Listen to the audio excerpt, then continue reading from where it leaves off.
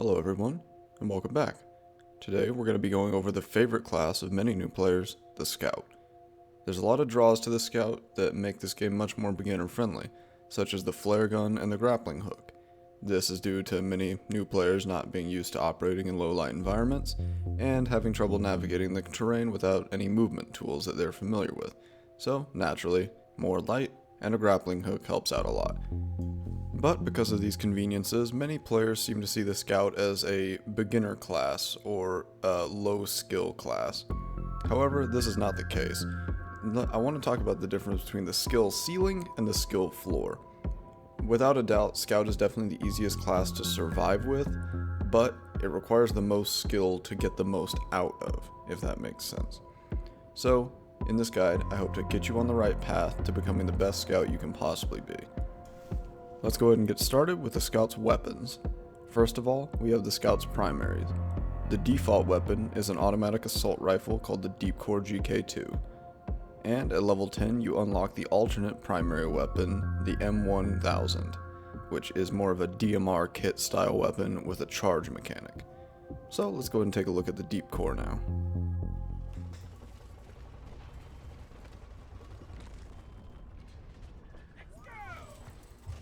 Now I will go ahead and say that I do have a personal bias against this weapon, as I've never really used it much myself, but just from using it for a short time for recording this video, I can tell you that it does deal fairly well with dealing with small to medium enemies in moderate groups. But as none of the Scout's weapons are great with dealing with massive crowds, I can't fault it too much for this. It does dish out a respectable amount of damage at a good range, and when modded correctly has incredibly low recoil and is very controllable. So it makes it very easy to pick off small to medium enemies at a decent range. Next we have the M1000. The M1000 is a semi-automatic DMR style rifle, and by charging a shot you're able to shoot 2 bullets at once for increased damage. By modding this weapon in different ways, it's easy to either build a hip-firing semi-automatic rifle, or a charge shot specializing long-range rifle.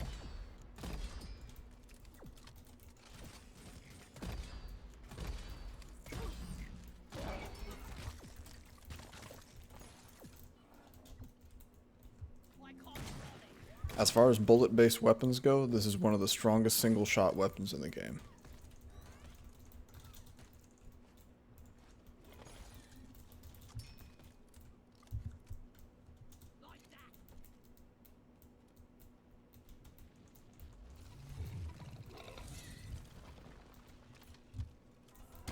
And with mods placed correctly, it can easily stun targets in place, leaving them helpless to defend as you pump shots into their weak points. Next, we'll take a look at the Scout's secondary weapons. The default weapon is a sawed-off shotgun called the jury-rigged boomstick, and the unlockable weapon, unlocked at level 15, is the dual SMGs, the nukes. Okay, now let's take a look at our secondary weapons in action. The Scout, more than any other class, will struggle to rely solely on his secondary weapon, so it really is best used when weaved in with the primary weapon. For example, 2 snipes into the menace, and then using the shotgun to control the crowd. But like all of Scout's weapons, he's going to struggle to kill large amounts of bugs with any of them. And while the nukes may seem like an insignificant weapon, it should not be underestimated the sustained and rapid burst of damage they can produce. However, the downside of this is they are very ammo hungry, as they suffer from the same shadow debuff that the gunner's minigun does, that for every projectile you fire, you consume 2 ammo. So while they do produce a very good burst of damage, they are extremely ammo hungry, as you can chew through full ammo in about 45 seconds of sustained fire.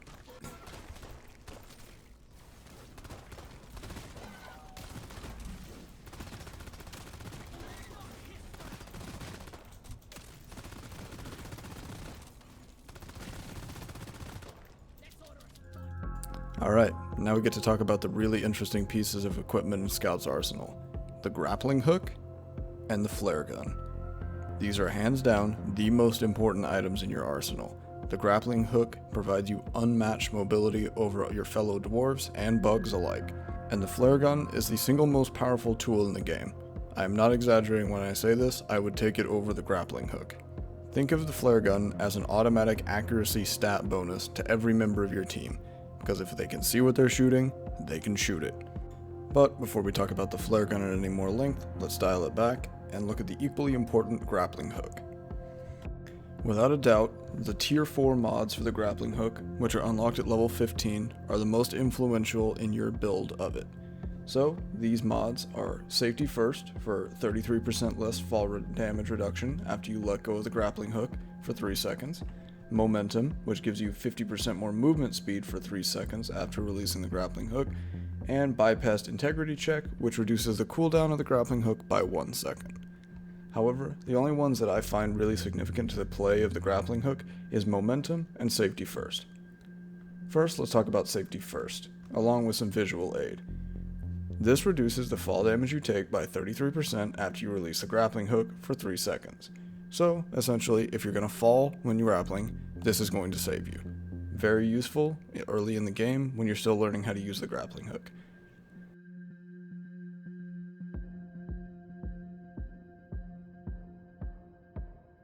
And then there's Momentum, which in my opinion is the graduation level skill, where you are now confident enough in your ability to use the grappling hook without falling consistently that you can utilize this greater movement speed bonus. Once you begin to utilize Momentum in your build, you will never want to go back to Safety First. Due to the increased movement speed, you are able to juggle objects faster, even if your grappling hook does not connect with any surface. Simply by tapping left click with a surface within range, you can gain a 50% speed boost for 3 seconds.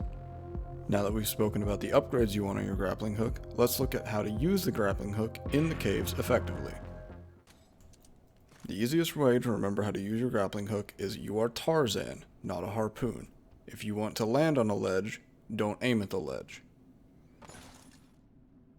By pulling yourself directly towards the platform you want to stand on, you're going to worthlessly bounce against the side of it and fall to the ground.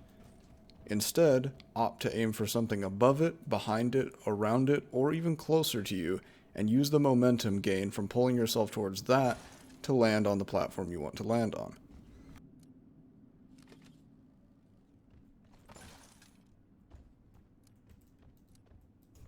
As you can see, you have a lot of different options when doing this. So, just look for any surface you can grapple to, and use the momentum. Just remember which way you need to strafe, and where you're trying to land.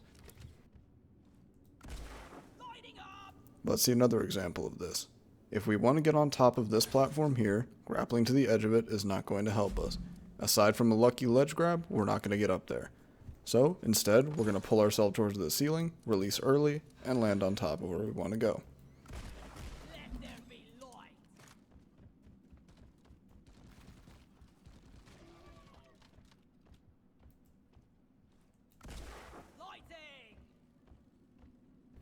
We want to jump up next to this hoolie hoarder. We don't want to grapple to the edge of the platform, we want to go above it.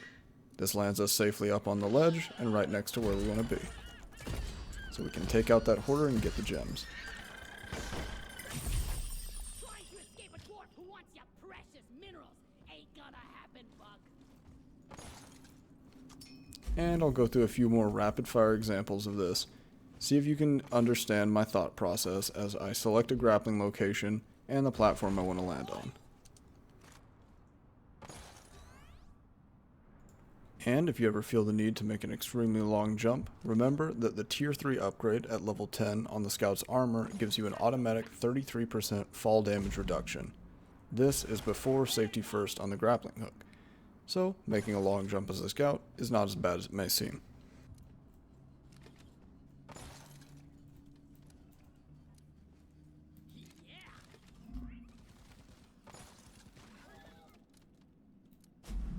As soon as you adapt your mindset to this way of grappling, I think you will find it much easier. Now, moving on to the flare gun. First, let's talk about the upgrades that you want to take for optimum spread of flare duration versus amount of flares. So, taking a quick look at the flare spec, we can see that the optimum way that I do it is 1 duration, 1 ammo, and then fire rate in the second tier. Now, I choose this for a very specific reason because this technically is not the maximum amount of uptime for flares you can have, because with ammo and mag, you can have 22 75-second flares, which is 1,650 seconds.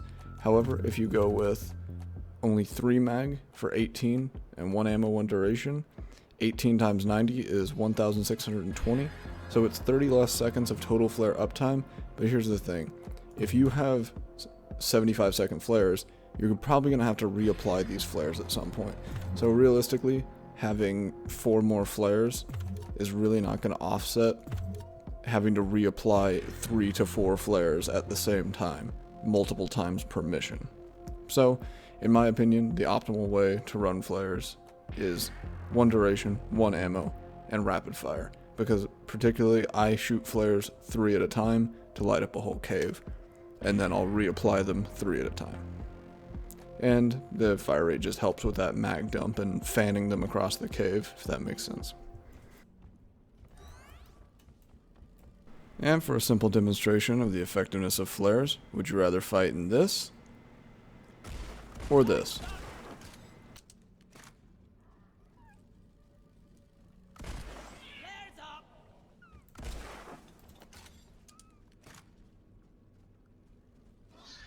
Now that we've covered all of the Scout's weapons and gear, let's move on to the grenades.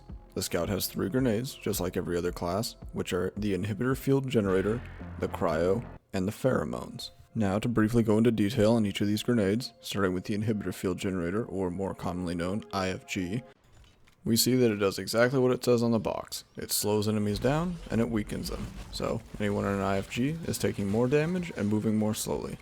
However, unfortunately, IFGs do not slow the attack animations of affected enemies, so they are still able to land hits on you pretty darn quickly. But assuming you stay out of melee reach, you should be safer.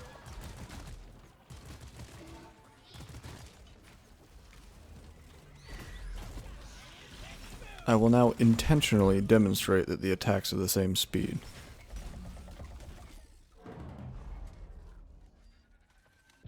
Next, we have Cryo.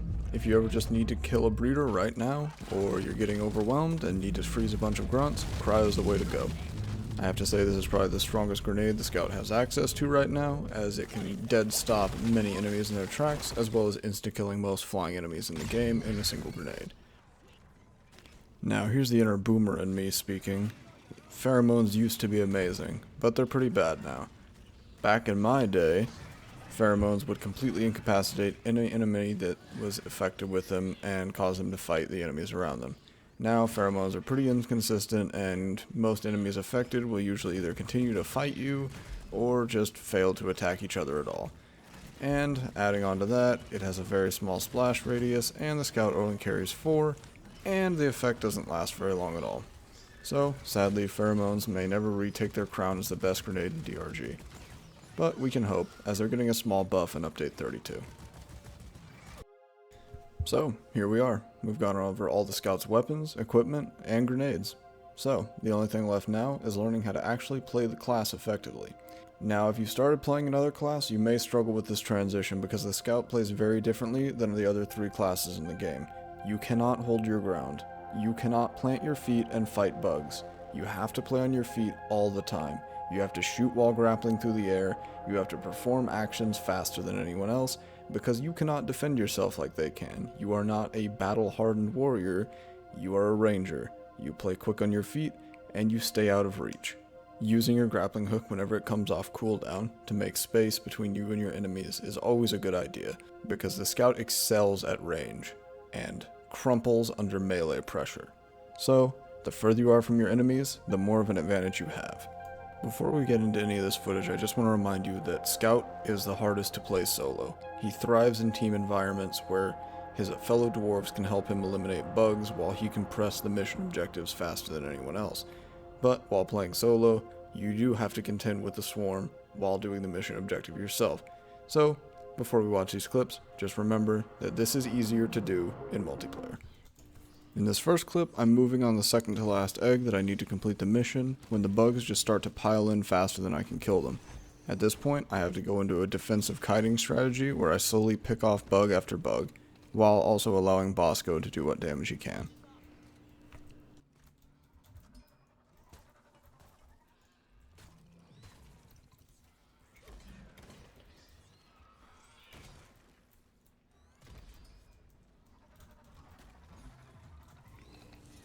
As you can see, multiple slashers and a wall of grunts is more than the scout can handle on his own effectively. So at this point, you have to play evasively and pick off priority targets, i.e. a warden.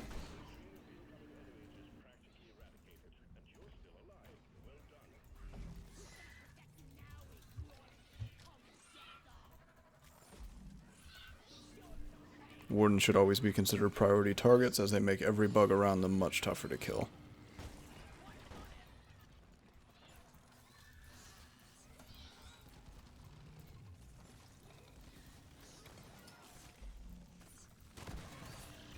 At this point, defense is the main thing on my mind, just picking off bugs when I can and waiting for it to end.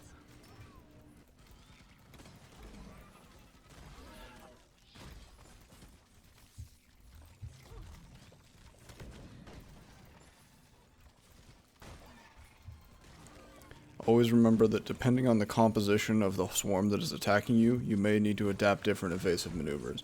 For example, if web spitters or goo bombers were involved in this fight, I would have had to evacuate the area every time a goo bomber laid his trail down. And in this clip, I'm trying to pop this cargo crate open when an ambient swarm sneaks up on me and I realize that I'll have to fight them because I won't be able to tank the damage while repairing the crate. This many slashers is a threat to any dwarf, especially the scout.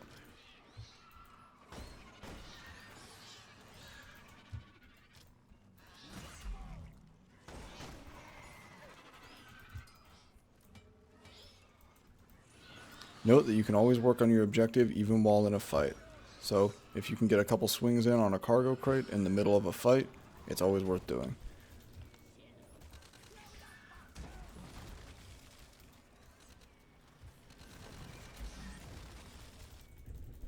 A big part of playing Scout is utilizing all tools at your disposal, such as freezing enemies underneath a resupply to get a few free kills.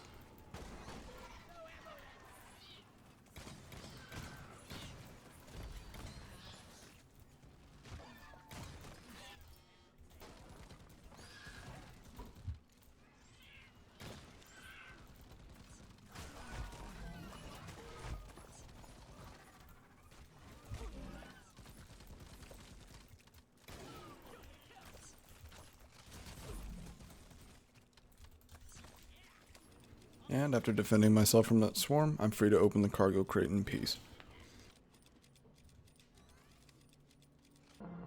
Needless to say, in a multiplayer scenario, you are the individual expected to collect the high above resources, meaning the things that no one else can easily get to without zip lines, multiple platforms, or drilling through a wall.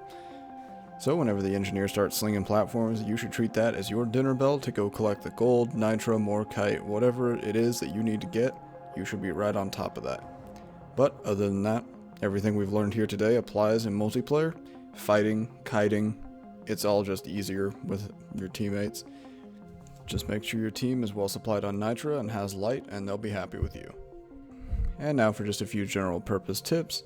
You can power attack your way into a wall mid-grapple if your engineer is being stingy with his platforms. Simply, when you're about to collide with a wall, throw your power attack, and you can usually cut out a little nook to stand in. And if I had to give you one quality of life tip, don't try to save your flares. You should try to use them all. If you ever need to call in a resupply for more flares, I'm sure your team would be happy to oblige. And that's all I have for you when it comes to the basics of playing Scout. But, like I said, this is just the basics. I'm sure there's a lot more techniques, tricks, tips, and things that you can learn that I don't even know about, and maybe you can teach me someday if you ever bump into me down in the caves. At some point in the future, I do intend to make a more detailed weapon guide on every single weapon, but with the constant rebalancing, I'm waiting for a more opportune moment to do that. But just know that the Scout's weapons are designed to eliminate single targets and not much else. But I'm just ranting at this point, so once again, thank you for watching. I hope you learned something important, and if you'd like to see more guide content for Deep Rock Galactic, please consider liking and subscribing, and leaving a comment below telling me what you'd like to see specifically, because I do take all your feedback seriously, and I read all of your comments. Thank you for your time, have a good day. Rock and Stone.